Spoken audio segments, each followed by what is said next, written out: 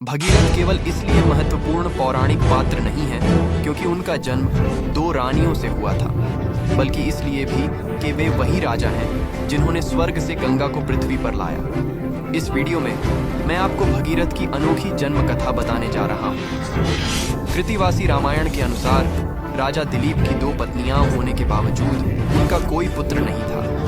अपने वंश को आगे बढ़ाने की लालसा में राजा और उनकी रानियों ने यज्ञ किया ताकि शिव प्रसन्न होकर उन्हें पुत्र का वरदान दे। दुर्भाग्यवश यज्ञ के पूरा होने से पहले ही राजा दिलीप का देहांत हो गया। फिर भी दोनों रानियां यज्ञ करती रहीं। अंततः उनकी प्रार्थनाओं का उत्तर शिव प्रकट हुए और उन्हें एक पुत्र का वरदान दिया। परंतु इसमें एक समस्या थी। पुत्र का जन्म बिना पिता के कैसे हो सकता है? जब रानियों ने यह प्रश्न किया तो शिव ने एक दिव्य समाधान बताया। उनके आशीर्वाद से वे बिना किसी पुरुष के गर्भ धारण कर सकती हैं। शिव ने दोनों रानियों को आपस में संभोग करने का निर्देश दिया और कहा कि शेष कार्य देवता करेंगे। दोनों रानियां, जिनके बीच पहले से ही गहरा रिश्ता था, उन्होंने शिव की बातों पर भरोसा किया। एक विशेष समय पर वे एक हो गईं। 10वें महीने में उनमें से एक रानी गर्भवती हुई और एक पुत्र को जन्म दिया। दो स्त्रियों के मिलन से जन्मे इस चमत्कारी बालक का नाम भगीरथ रखा गया।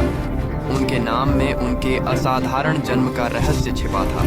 दो भागों, स्त्री के अंगों से जन्मे। भगीरथ के शरीर में मांस और रक्त था, परंतु हड्डियां नहीं, क्योंकि हड्डियां पारंपरिक रूप से पिता से आती हैं। जैसे जैसे भगीरथ बड़े हुए, उन्हें दो माताओं के होने के कारण ताने सहने पड़े। उनका प्रारंभिक जीवन चुनौतियों से भरा था और उन्हें अलग होने का एहसास दिलाया जाता था, परंतु उनकी किस्मत में कुछ बड़ा लिखा था। एक दिन अपने गुरु वशिष्ठ के साथ यात्रा करते हुए भगीरथ की मुलाकात अष्टावक्र ऋषि से हुई, जिनका शरीर 8 जगहों से मुड़ा हुआ था। अष्टावक्र ने भगीरथ के रूप को गलत समझकर सोचा कि वह उनका मजाक उड़ा रहे हैं, इसलिए उन्होंने भगीरथ को श्राप दे दिया। परंतु श्राप कुछ ऐसा था कि यदि भगीरथ का इरादा बुरा नहीं था तो वे जलकर राख नहीं होंगे, बल्कि सबसे सुंदर पुरुष बन जाएंगे। और इस प्रकार भगीरथ एक आकर्षक व्यक्ति के रूप में बदल गए, सभी विकृतियों से मुक्त। अपनी नई शक्ति के साथ भगीरथ ने तपस्या की, जिससे पवित्र नदी गंगा पृथ्वी पर आई।